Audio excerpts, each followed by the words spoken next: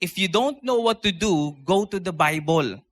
The Bible will supply wisdom. The Bible will supply truth that would enable us to make the right decisions in life. Amen?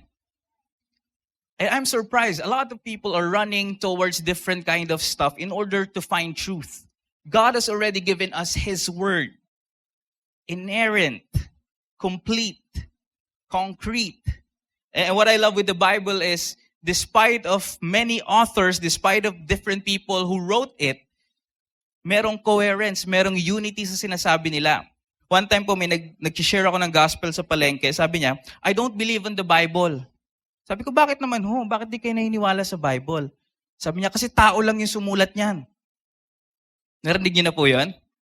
Tao lang sumulat niyan. Sabi ko sa kanya, Kuya, magulat ka kung kabayo yung sumulat niyan.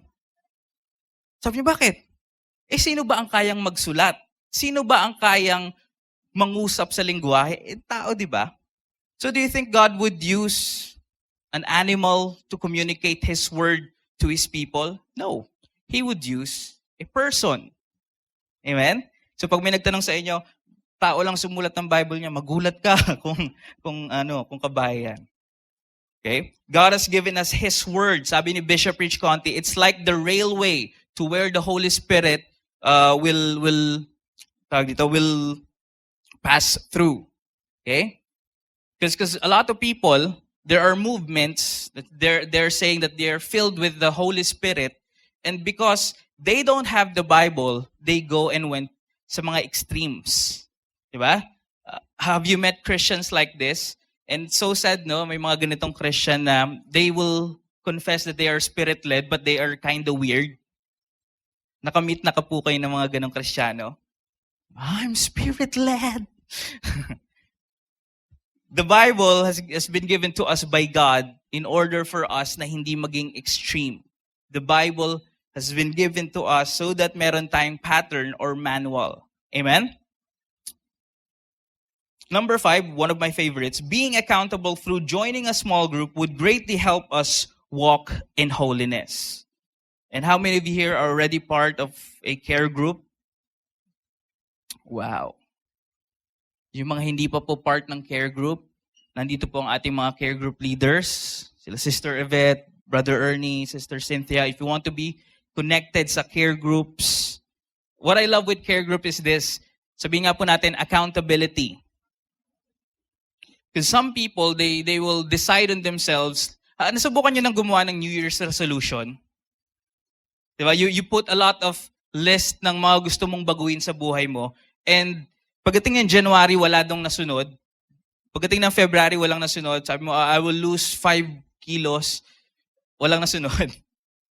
What I love with care groups is, inside a care group, there is accountability.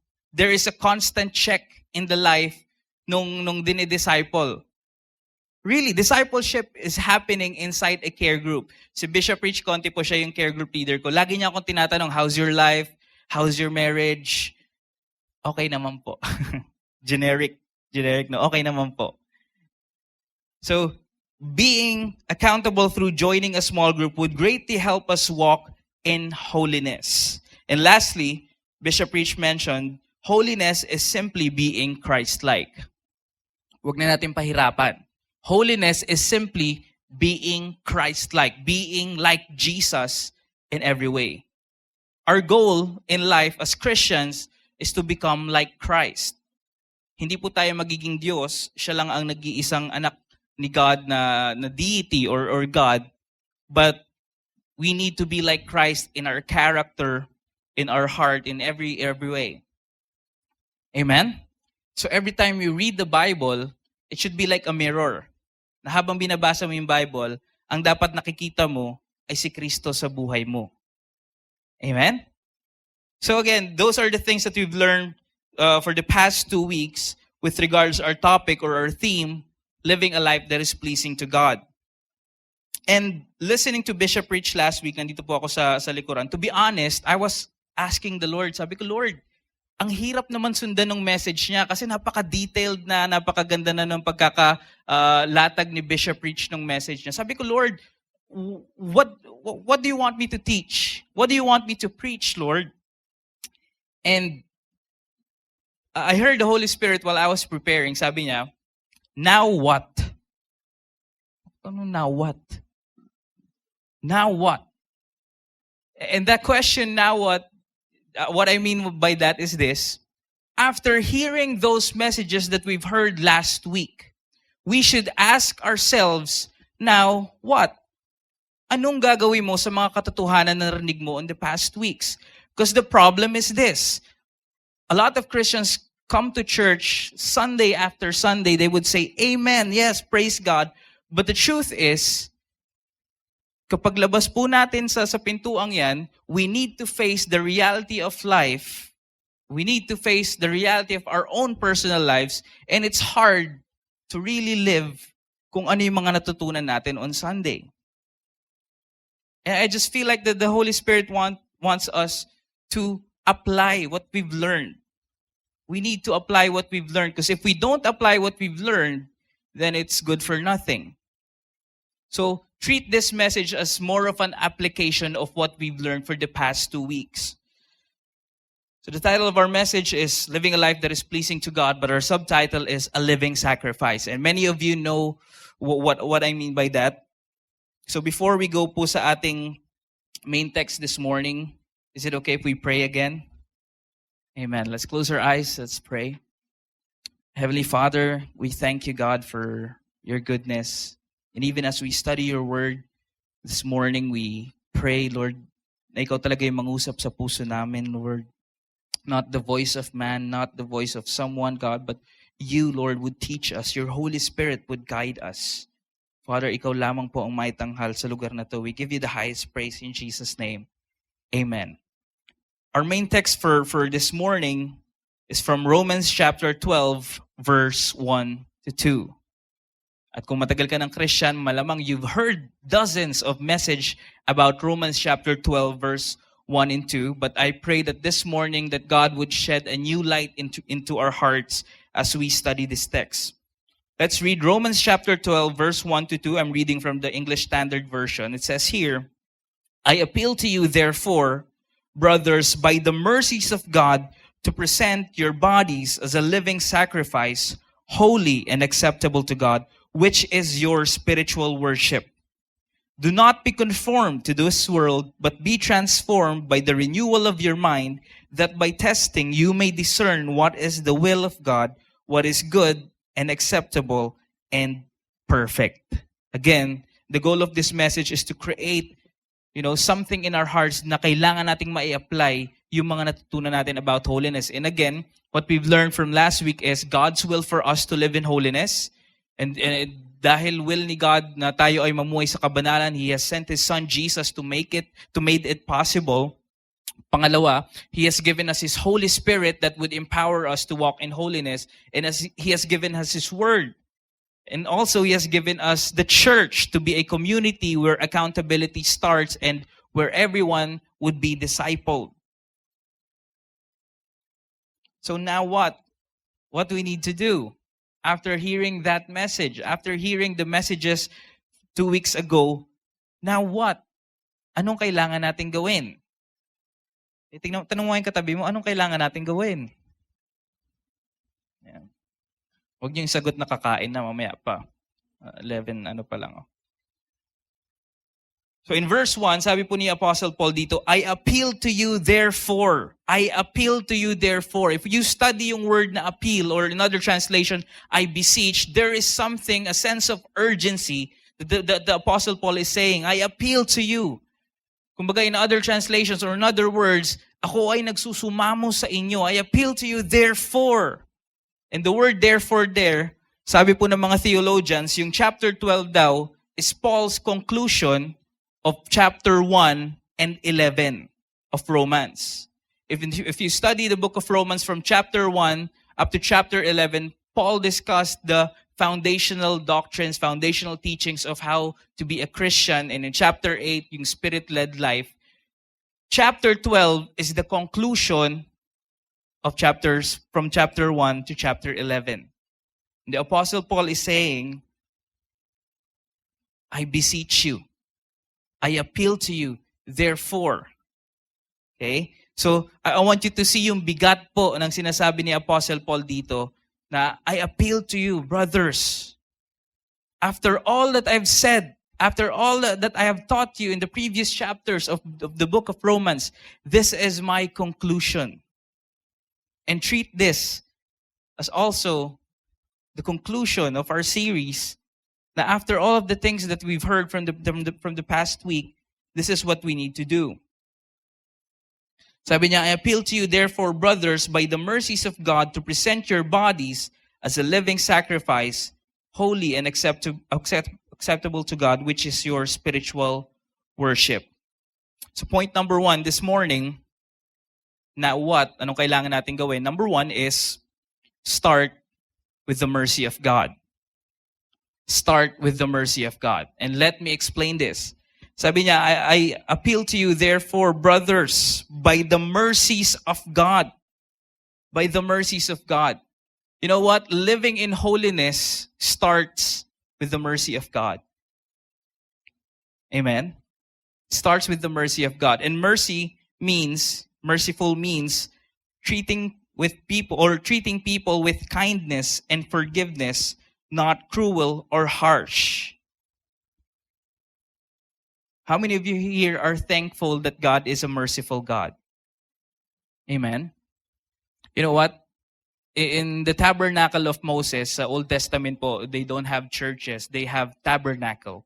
And there are 3 parts in the tabernacle: the outer court, the holy place, and the Holy of Holies. Sa Holy of Holies po, once a year lang, at ang pwede lang pumasok ay yung high priest. Dahil kapag hindi ka worthy, hindi ka karapat-dapat, the glory of God can, immediately kill you. So inside the Holy of Holies can be found one of the most precious articles in the tabernacle, and it's what we call the Ark of the Covenant. Okay? So, enroll kayo sa Bible school para maintindihan niyo po yun. Kailan po ang enrollment, Sister Raquel? Class ongoing na. But inside the tabernacle, inside the Holy of Holies, there is an article, what we call the Ark of the Covenant. And on the top of the Ark of the Covenant, yung tinatawag nilang mercy seat. Mercy seat. And what it means is the highest attribute of God is that He is merciful. Amen? He is merciful. He knows what you're going through. He understands your weaknesses. He understands the problems that you're going through. He understands even our excuses. God is a merciful God. And if we would walk in holiness, we should start with the mercies of God. Why? If we don't understand mercy and we walk in holiness, darating ang araw, magiging mapagmataas tayo. We will walk in pride. And we won't be merciful with others. And sadly, I've met Christians like that just because they can walk in the holiness of God and they can walk in righteousness. They look down on other Christians. They are not merciful. So before we walk in holiness, let's start with the mercy of God. God is a merciful God. Amen? And I pray that truth, that revelation would help you today, that God is a merciful God. You don't need to give up on yourself. God is not giving up on you. Amen? God is not giving up on you. He is a merciful God. He understands everything that you're going through. And we should start with that. We should start with that revelation that my Lord is a merciful God. Because if not, mapapagod tayo sa pagsunod. Mapapagod tayo sa paglakad sa kabanalan. And I've met Christians like that. I talk to them. Sabi ko, bro, bakit hindi ka na umaattend?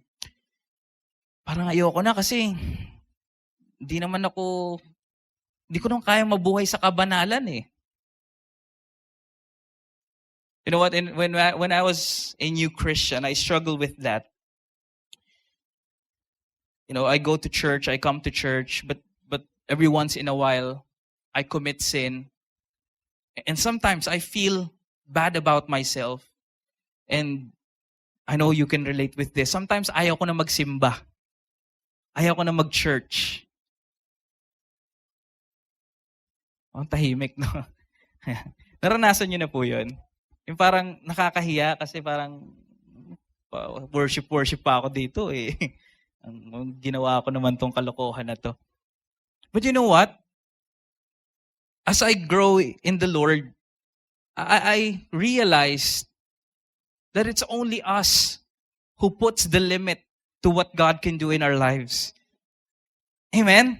Nandiyan po ba kayo? It's only you. It's only you that you're putting something in your mind. You're thinking, hindi na ako, hindi ka lang napansin ni sister, siguro alam niya yung nangyari sa akin. No, God is a merciful God. And sadly, minsan, mas merciful pa si God kaysa sa mga kapwa nating Kristiyano. So before we walk in holiness, before we practice holiness, let's start with the mercy of God so that we could be merciful to others. So that we could understand our care group. Okay lang yan. Naalala ko po nung bago akong umaattend sa VCA, mayroon pa akong vision noon. I was 17 years old that time. So that time nag-smoke pa ako. And I thank the Lord for the life of Paul Mendoza. Siya talaga yung nag-disciple sa akin. And nung medyo matagal na ako, nung naka-breakthrough na ako with that vices, tinanong ko siya, bro, naaamoy mo ba ako kapag nagki-care group tayo? Sabi niya, oo, amoy sigarilyo ka. Sabi ko, bakit hindi mo sinabi? Kasi naiintindihan kita. Naiintindihan ko na nasa proseso ka pa. Amen? Tutulungan ba kayo ng mga sinasabi ko? Amen. God is a merciful God. And let's start with mercy so that we could disciple even better. So that we could understand others. So that we too can be merciful to others. God is a merciful God. Amen? Ayan. Tanong mo yung katabi mo, merciful ka ba? Ayan. You know what? It's only through God's mercy that we can walk in holiness and in righteousness. It's only through God's mercy. You know what? We won't be here if it's not a merciful God. Praise the Lord. So number 1, start with the mercy of God. Second thing, sabi po dito again, I'll read Romans chapter 12 verse 1. I appeal to you therefore, brothers, by the mercies of God, to present your bodies as a living sacrifice, holy and acceptable to God, which is your spiritual worship. Now, we've learned that God is merciful. Now, it's time to do our part. Sabi ni Apostle Paul, God is merciful, but now you do your part. Second point is, offer your body as a living sacrifice. Offer your body as a living sacrifice. Back in the Old Testament, in order for the people to be forgiven with their sin, they need to offer animal sacrifices. Okay? And pag pinag-aralan mo, masyadong detailed yun. May mga offering, kunwari wala kang pera, kalapati lang ang pwede mong i-offer. So you could afford it. That's why when Mary and Joseph, presented Jesus, ang dala nila ay kalapati. It signifies that they don't have any money. So, back in the Old Testament, in order for them na mapatawad ang kanilang mga kasalanan, they need to offer animal sacrifices. But in our time, I think meron tayong picture dyan, in our time, we don't need to offer animal sacrifices. And we thank the Lord na hindi na. Sabi sa Hebrews chapter 10, na yung animal sacrifices were the shadow of the things to come. In our time, we don't need to offer animal sacrifices, for God or Jesus has already paid the price. Jesus died on the cross, and it is enough for us. It is enough to cleanse the sins of the world. It is enough for us to trust. Amen? So I don't believe yung sa mga pag mahal na araw, lalong-lalo na sa Pilipinas, may mga nagbubuhat ng krus at mayroon pang mga nagpapapako sa Pampanga. Walang effect yun. Because what Jesus did on the cross is enough. God is not requiring you to crucify again yourself. No. Masakit yun. God is not requiring you to do yung penitensya. Because sometimes, lalo sa mga Pilipino, if something bad has happened to us, ang isip natin, baka pinaparusahan ako ni God. No. But the point is, what Jesus did on the cross is enough. Amen? In Romans chapter 6, verse 10 to 11, it says here, for the death he died to sin once for all, but the life he lives he lives to God.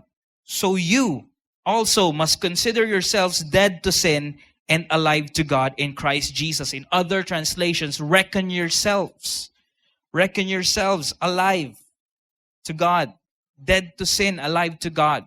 What we need to do right now is to count ourselves dead to sin and alive in God. Again, you don't need to crucify yourself again. What you need to do is to identify with Jesus Christ. And that is possible when we enter in a personal relationship with Jesus Christ. Amen? That's what we call born-again experience. Na naranasan natin yung presensya ng Diyos sa ating buhay. And our hearts is regenerated. Now, to offer our body as a living sacrifice simply means that everything we are should be offered unto God. Everything we are should be offered unto God. Living means that we should do this willfully with joy in our hearts. Nagtataka ba kayo bakit sinabi doon living sacrifice? Living, ang ibig sabihin po ng living, we do this willfully, ng may kusang loob, with joy. We do this with joy in our hearts. Have you ever wondered bakit po pinapatay yung mga animal sacrifices? The reason po pinapatay yung mga animal sacrifices is because pumapalag. Right? Pumapalag. The offering that God is asking to us is a willful offering. You know what, sometimes, tayong mga Kristiyano, God wants us to surrender an area in our lives, pero minsan pumapalag tayo. Ayoko God. Ayoko. But God wants us to offer our lives as a living sacrifice, holy and pleasing to God.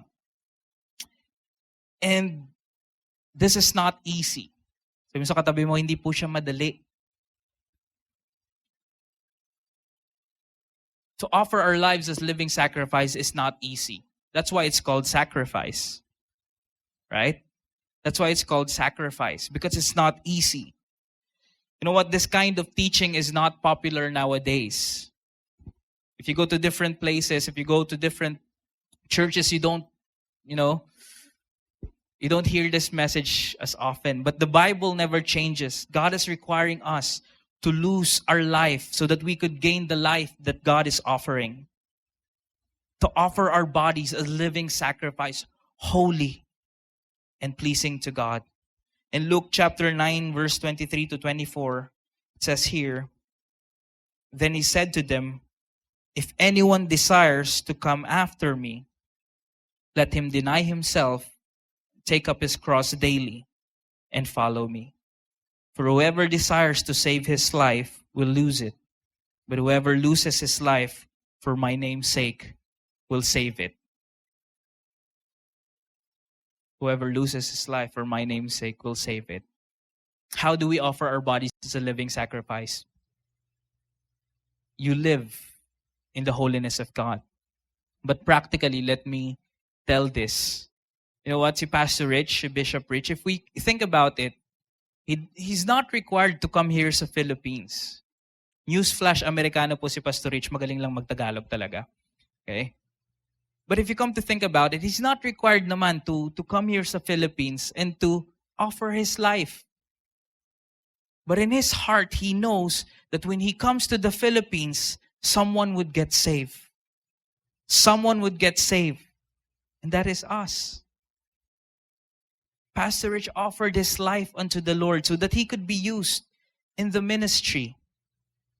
Pwede siyang hindi na pumunta dito, pwede siyang nagpayaman na lang sa States at namuhay ng masaya sa United States. Minsan nga nag-uusap kami, sabi ko, Pastor, ba't talagang nagtagal ka dito? 30 plus years ka na dito sa Pilipinas. Why made you stay here? Sabi niya, my heart is in the Philippines. And that touched my heart. He offered his body as a living sacrifice. Another example, I know she won't mind, si Ninang Cora, Sister Cora. Ilang beses ko na siyang nakasama sa mission trip. And medyo hirap na po siyang maglakad, kaya meron siyang, alam mo yung tawag, cane, baston, meron siyang baston. And I'm so blessed with Sister Cora. You know what? She'd been through Myanmar, she'd been through Cambodia. And I'm thinking, no, hindi ko naman sinasabing matanda na po kayo. Pero, nahihirapan siya maglakad. But she's there ministering to Cambodians. She's there ministering to Myanmar people, sharing the gospel, giving her life, offering her body as a living sacrifice unto the Lord, being used in the ministry. And that tells me, ano pang palusot ko? Ako malakas pa. I want to be used by God. And praise God, dahil pag nasa airport kami, advantage pa kasi binibigyan siyang wheelchair. So mas mabilis yung proseso namin. Amen? She offered her body as a living sacrifice to God. Pwedeng nag-around the world na lang siya, to tour around the world. But she offered her body as a living sacrifice. I'm not lifting up any man here, but what I'm saying is, we need to offer our bodies as a living sacrifice unto the Lord. Amen? The truth is, no one can offer your body, but it's only you. Your wife cannot do it for you. Your son cannot do it for you. Your parents cannot do it for you. It's only you can offer your life. It's a personal thing to offer our bodies as a living sacrifice unto our God. And again, when we say body, it's everything we are. It's not only a sacrifice, it's a living sacrifice, holy and pleasing to God. You know what? That's why, let me take this as opportunity. Part po ako ng worship team, and sometimes it's really hard for me to really play yung instrument when I don't see people worshiping.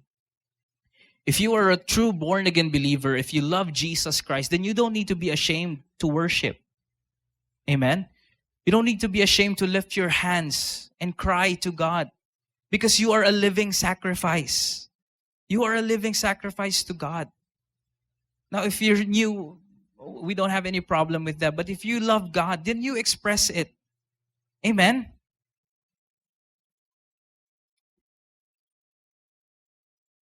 So second thing, offer your body as a living sacrifice, holy and pleasing to God. Pangatlo po is, do not conform, but be transformed. Do not conform, but be transformed. In Romans chapter 12, verse 2, it says here, do not be conformed to this world, but be transformed by the renewal of your mind, that by testing you may discern what is the will of God, what is good and acceptable and perfect. In our modern vernacular, kung gagamitin po natin yung modern language nito, sabi ni Paul, do not be conformed to this world. In our modern language, we could use the sentence, huwag tayong magpalamon sa sistema ng mundong ito. Amen? Mas na-gets niyo po, no? Huwag tayong magpalamon sa sistema ng mundong to. You know what? Tuntua ako sinabi ni Pastor Rich last week, hindi bagay sa mga anak ng Diyos ang kasalanan. Diba? Hindi bagay sa mga anak ng Diyos ang kasalanan. If you are a born-again believer, if you are a child of God, we are called to be different from this world. Do not conform. Yung root word po ng conform is form. It speaks of system. Okay? Do not conform. Do not build your system as the pattern of this world, but be transformed. Yung trans po, ibig sabihin nun to lift above. So do not pattern your living to what this world is doing, but pattern your living to the pattern of God. Amen? Do not conform to this world, but be transformed by the renewal of your mind. And this is kind of sad because meron po tayong mga ginagamit ngayon na social media platforms like Facebook, Twitter, Instagram. And minsan when I open my Facebook, nakakalungkot. Because all of the things that the people are doing right now is to hate each other. Sometimes pag nag-open ka ng Facebook, may isang opinion, then other opinion, then pagbasa mo ng comment section, ang gulo na. Gaaway-away na. We as Christians, listen, we as Christians ay hindi tinawag to join that system. We are called to be in the middle, to be someone who would stand in the gap and pursue peace with one another. As Christians, we are called to live different in this world. Amen?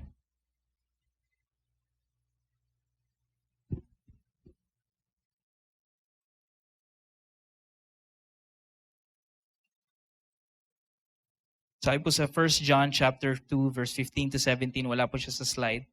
Sabi dito, do not love the world or the things in the world. If anyone loves the world, the love of the Father is not in him. For all that is in the world, the lust of the flesh, the lust of the eyes, and the pride of life is not of the Father, but of this world. And the world is passing away in the lust of it, but he who does the will of God abides forever. Let's not love the world. I'm not saying na iwanan mo yung mga kaibigan mong hindi Christian. In fact, we should reach them out. But you are the one who needs to influence them. Amen? Hindi tayo ang may impluwensya. You are the one. That's why the Bible calls us a salt and light in this world. Amen?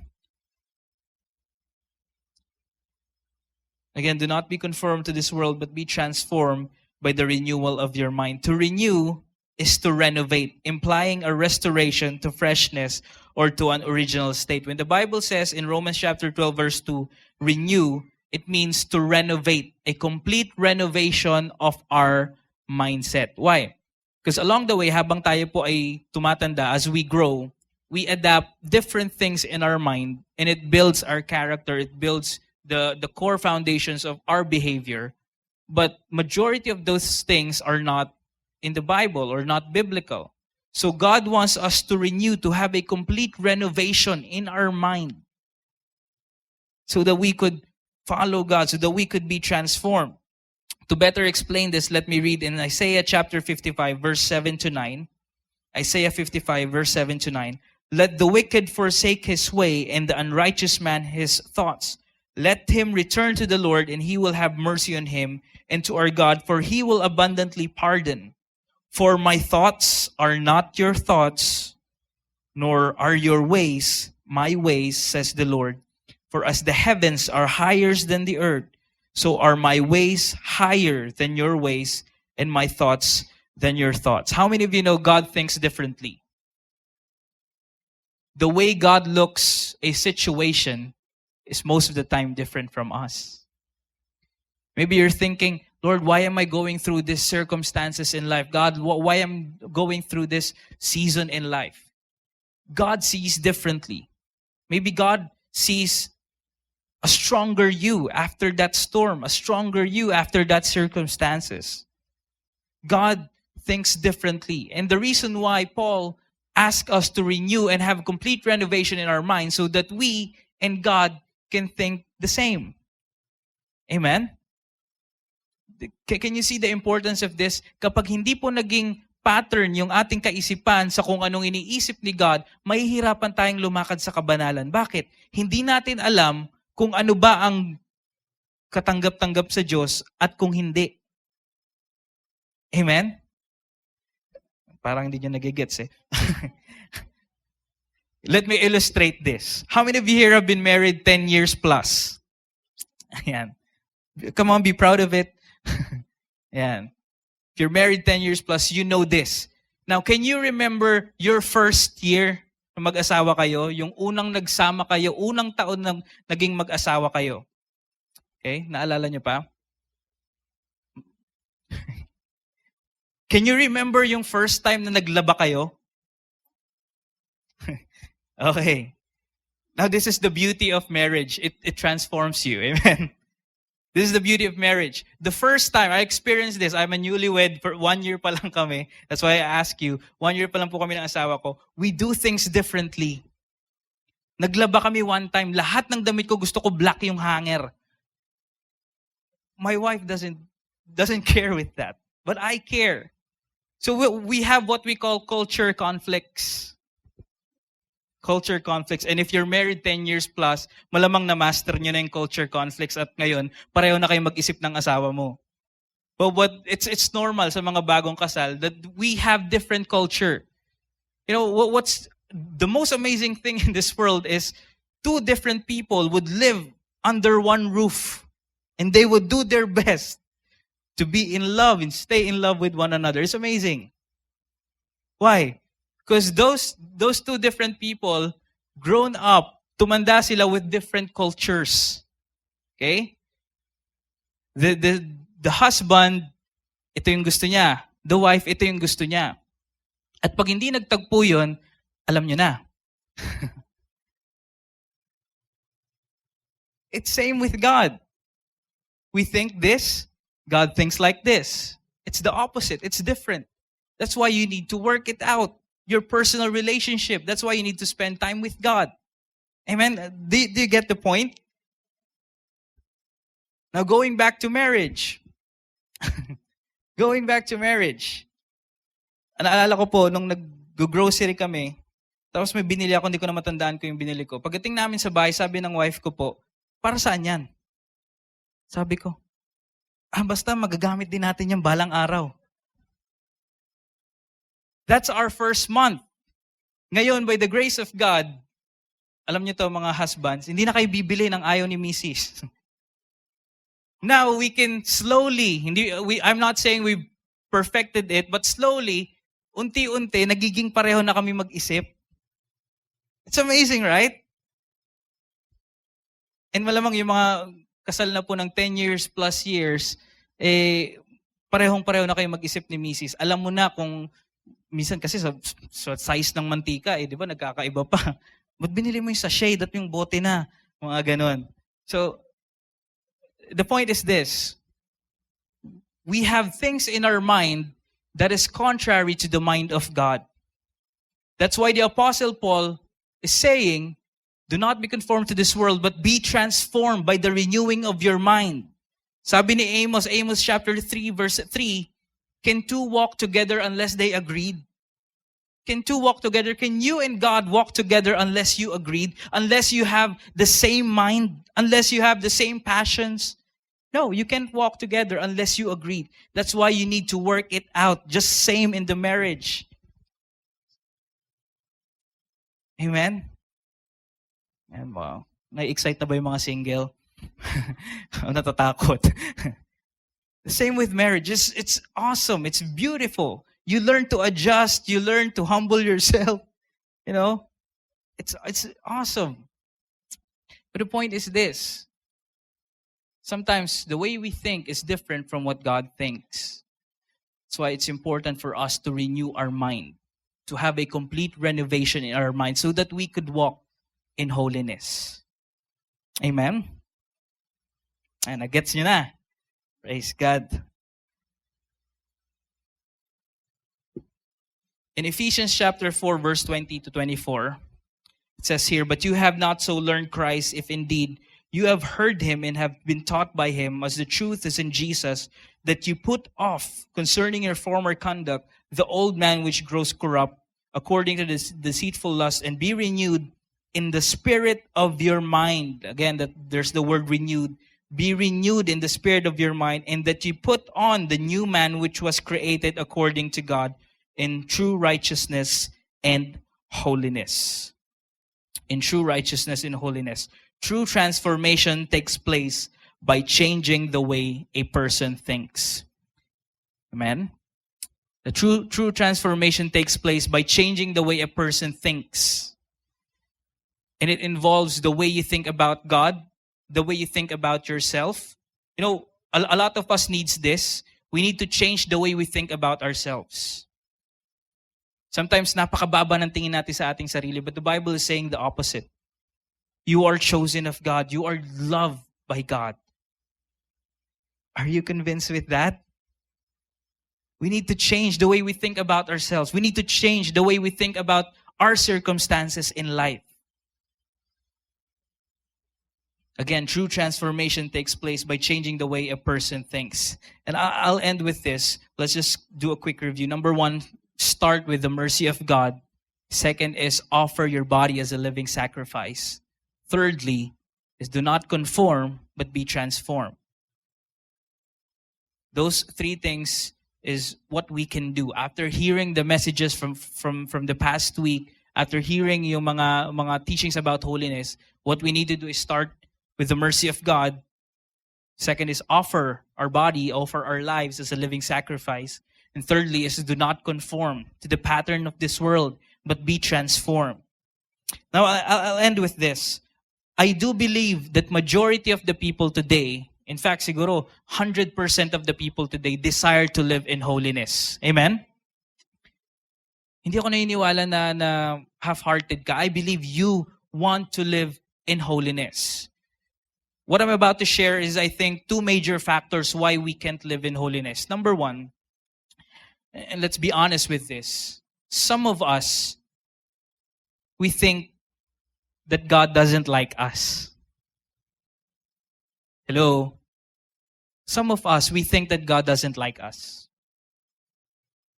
To be honest, sometimes we think when we pray, iniisip natin, naku, alam ni God yung mga ginawa ko on the past. Naku, alam ni God yung mga pinagagawa ko kahapon. You know what? God doesn't recount our sins. He doesn't recount our sins. So don't fall into that lie that God doesn't like you. God loves you. The problem is this, we know it theologically, alam natin na God loves us so much theologically, but when we pray, when we trust God, most of the time we don't think that God likes us. And right now, let's just make a confession. Sabi mo nga sa katabi mo, God likes you. God likes you. In fact, He has given His Son for you. This is important. Why? Because if we fall into that lie that God doesn't like us, second thing is we will give up on ourselves at sasabihin mo, I can change. Hindi na ako magbabago. And I've met Christians like that. Okay lang, atin ako ng church, pero siguro hindi ko nang matatanggal tong bisyo ko, hindi ko nang matatanggal tong mga kahiligan kong ito. That's not true. That's not true. As long as you have breath, there is hope. As long as you are alive, God can set you free. God can work in your circumstances that you would experience His presence. You would be transformed. But don't fall on that lie that God doesn't like you. God loves you. And the reason why many Christians don't walk in holiness is because they are not secured in God's love. They are not secured in God's love. God loves you so much. Amen? So there is hope. So now what? What should we do? Number one, start with God's mercy. Offer our body as a living sacrifice. Thirdly, do not conform but be transformed. So this morning, before we go out of this place, before we go to our personal lives or, to the reality of our life, please make sure that you offer your life unto the Lord. Can we all stand up?